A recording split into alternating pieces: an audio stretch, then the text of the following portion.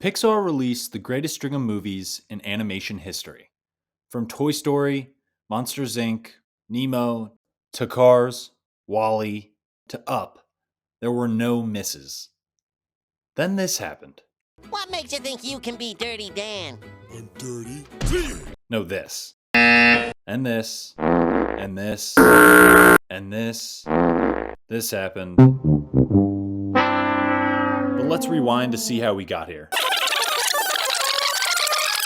After the success of Coco, Incredibles 2, and Toy Story 4, Pixar box office numbers fell off a cliff. My leg! Turning Red was the biggest flop, which cost $175 million and netted an abysmal $20 million, returning only 11% of its initial investment.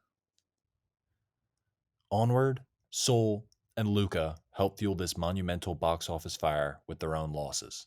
Pixar had to bail themselves out with Lightyear, a familiar character from their most successful franchise. Buzz Lightyear! But even a seemingly sure thing scraped by at the box office, netting only $220 million from its $200 million budget. So what makes these movies so different or unwatchable from their earlier works or the new success of Elemental? Let's find out. But first, don't forget to tap that subscribe button. Pixar's biggest excuse for this string of failures was COVID. Remember that disease that had us hiding in our houses with nothing to do but watch things? Well, that disease might have kept us from socializing, but it didn't stop us from watching movies. During that year and a half span, Tenet earned $330 million in August of 2020, the peak of COVID.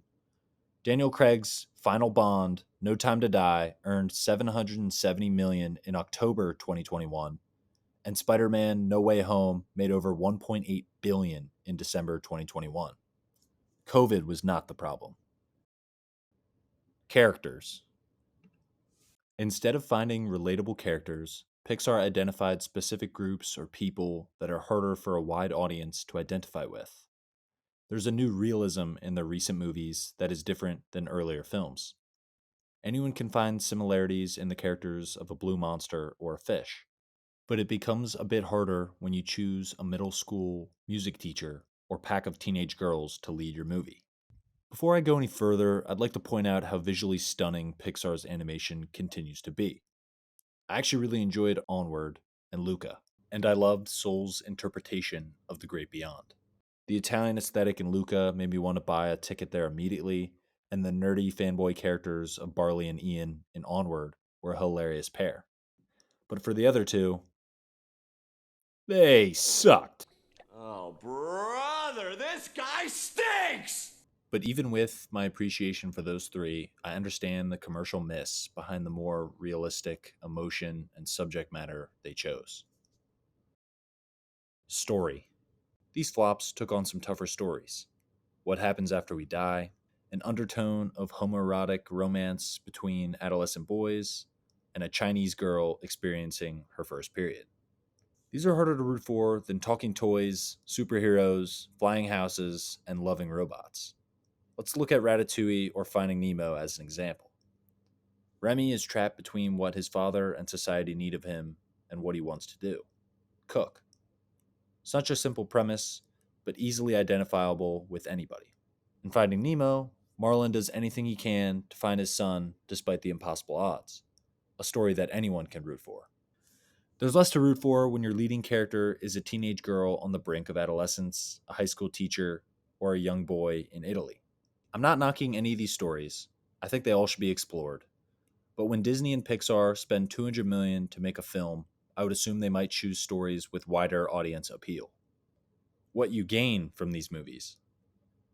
After walking out of the theater, the best movies give me something to take away. When I re-watch Nemo, I'm reminded of how lucky I am to have my parents. Ratatouille reminds me to chase after my dreams. Toy Story, the strength of my friends. And Up, well, Up just makes me cry.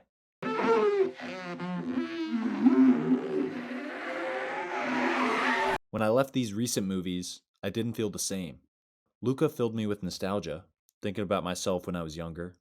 Onward made me appreciate the time I had being with my siblings, and I thought about my own idea of the afterlife while watching Soul. The simple difference? I wasn't moved. I watched a story.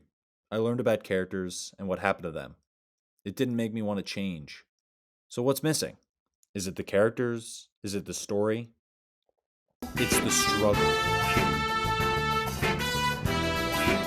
Look at Marlin. He lost his wife, thousands of eggs, and his son. He fought a shark, an anglerfish, got stung by jellies, swallowed by a whale, and a seagull, and still kept fighting.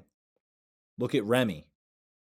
He has to fight against the stereotypes and opinions of his own kind and humans to do what he loves. Even the Incredibles, with all their superhuman ability, have to overcome the ridicule of the public and work to save the world and change their opinion. I pity Joe and Soul. But I pity the fool.